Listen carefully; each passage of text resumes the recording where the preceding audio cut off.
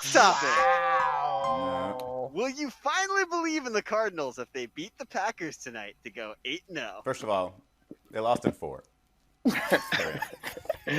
I already good on believe you. in the Cardinals. That's good. So on the you. Cardinals are a top 5 offense and defense by efficiency. I think they have the number 1 offense in the league by efficiency, and also number 1 defense in the league by efficiency. Also the number 1 scoring defense. And their offense is number 4. That is stuff to believe in, and they haven't just been beaten up on cupcakes. Like they knocked up the Rams, which is a legitimate Super Bowl favorite, and their quarterback is outstanding without even running the ball that much yet. Him in the pocket, it feels like sometimes you think having an athletic quarterback helps your pass protection when in actuality they hold onto the ball longer and sometimes it makes it harder. But he's someone who actually helps it. When you get in the backfield, I almost feel better about their offense because then he hits you with a him, and then he's out in the open field throwing deep balls to DeAndre Hopkins. So, yes, I don't need this game to believe in them, but if they win another game against a legitimate contender in the NFC, then it does take it's another feather in their cap. Wow. I call on I know you, there's hands Monica. in that 4th box Not over you. there, but you don't have to raise your hand. Because this is where I go from commentator to also being educated from someone of Dominique Foxworth's ilk. How big of a deal, though, is the J.J. Watt I injury? got ilk. You got ilk. Is it ilk? I got ilk. Yeah, you got ilk. Well, I mean, so the thing about injuries in football is injuries are football. So like I understand when we talk about injuries, they normally don't move the line. We saw that the Adams going out with COVID, like it actually moved the line, and so people changed expectations. 3 With the exception points. of quarterbacks, with exceptions of quarterbacks, it really doesn't move the line at all. So J.D. Watt is no longer in his prime, but this is a complete defense. He's not even the best pass rusher on that team. Chandler Jones is, and he's coming back healthy. So I think losing J.J. Watt at any point hurts a team, but I don't think it changes the projections for this team because every team they're going to play going forward is going to have people missing. It feels like a J.J. Watt problem is more than a Cardinals problem because that guy can't seem to stay on the field the last few years. Well, I guess other than last year. So, yeah, I don't think, obviously, him healthy would be great, but it doesn't require him to be around for the Cardinals to be this good or for me to believe in the Cardinals. When I watch Kyler Murray play, it's kind of what I thought Johnny Manziel might be, right? Just super exciting back there and make something happen, but he's just way better at it. Yeah. And I do have a ton of faith in this team being able to put up a lot of points. I don't know if their defense can maintain. I mean, obviously with Chandler Jones coming back, it would be great. But like a win against the Packers isn't telling me anything without Devontae Adams, without isn't Hyphen their best receiver remaining right now? Lazard's out too. And so Scantling and.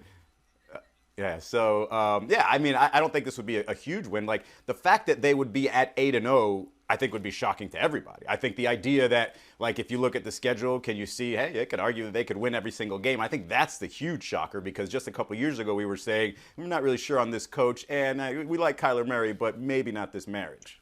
2 things. So Devontae Adams' injury or him missing this game due to COVID is huge because, as I'm sure anyone who's been watching sports this week, he accounts for almost 800 of their passing yards or receiving yards this season. The number 2 is Alan Lazard, and he doesn't have 200, and he's out too. And then their number 3 is also out. So knocking off this version of the Packers may not mean that much, but I mean, it means something to me.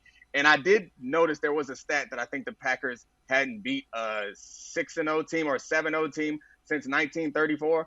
I don't have anything to add to that. I just like when stats go back to times like 1934 because it gives me a chance to remind people of the great, great history of this fine land. Okay, before I contribute to this topic, can I please have the tangent card, Alabaster? Oh, you requested it? I'm requesting a tangent because I need to address this, okay? Which one? Tangent, extremely tangent, Jim Tangent Laundry? Your choice.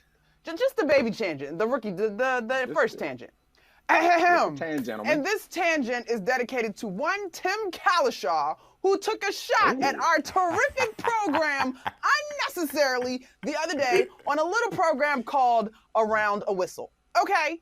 And he said, something like that. Why would I do debatable when I'm doing Around the Horn?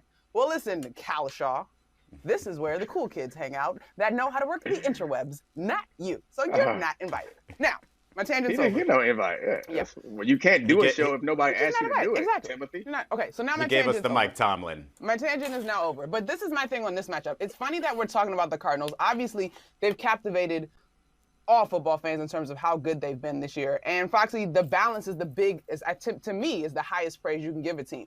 But I actually kind of think that because of all of those things, and your two of your receivers and another guy being out for the Packers, and the curmudgeonly kind of sarcastic nature we've been getting from Aaron Rodgers all year, I kind of think that this is a little bit of a circle moment for the Packers on the flip side.